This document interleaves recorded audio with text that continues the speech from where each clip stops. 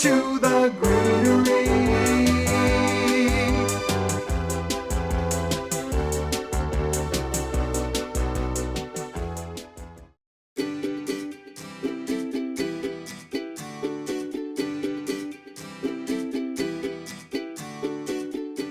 This is a funky little plant. It's actually not even a grass, but since it's used in the same environment as grasses, centerpieces, because it is taller, can be used in the middle of a planter, we thought we'd throw it in here too. It's called ribbon bush. It almost looks like a portrait of a thornless cactus. It's flat with little arms coming off the side. It kind of grows in all directions. Just a interesting little plant.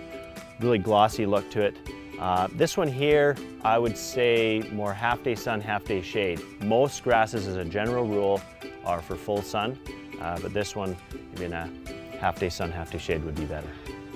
All right, down here, one of the straightest grasses you can get, Juncus, blue arrows. You know, what can I say? If you want just that perfect straight look in the middle of a planter, then this would definitely be a choice. Also can be used in a little water feature or water bowl. They do like wet conditions as well. Just a all-around interesting plant in the way it can be used in many different settings.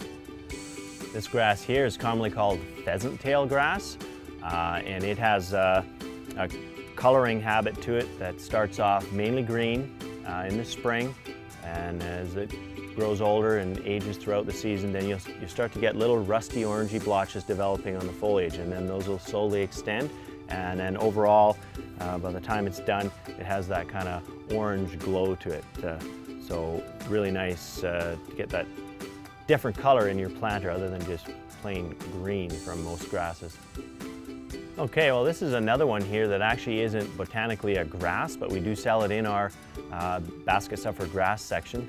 It's actually trailing bamboo, botanically called agrostis, and just an awesome plant to put in a taller type planter because it'll trail down upwards of 4 feet in one season.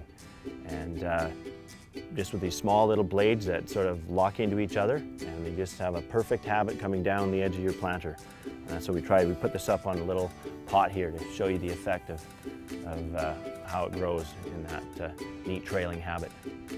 This next grass here is actually a type of Spiralis. Now we have mentioned Spiralis in a few other segments, in our water feature segment and so on, but this one here is done from seed, so it's quite affordable. We sell it in the baskets for grass section, and gives you a real tropical look to your yard. And the main difference between this type of Spiralis and a lot of the others is the large clusters of seeds that are part of the umbrella. So this is commonly called either wild spike or umbrella plant, and just really neat the way it has those sort of interspersed between the larger blades on the head. This grass below me here is Stipa ponytails, and as you can see, with its soft draping habit, kind of reminds you of the tail of a pony. It is by far the softest grass there is. Doesn't always work great as a centerpiece though, because it has that sort of softer draping habit. So I like kind of using it more on the edge of a planter, or it just looks beautiful all on its own like this. Over here, Milium Flashlight. This would be a very nice chartreuse type of grass. So contrasting to some of the burgundy ones we talked about earlier, nothing beats this for that lime green color in a planter. Also, I'd recommend with this one protecting a little bit from full sun.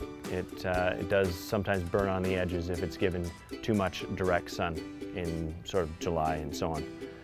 But give it a shot. It's a really nice grass. And isn't this a neat one? Becoming very popular.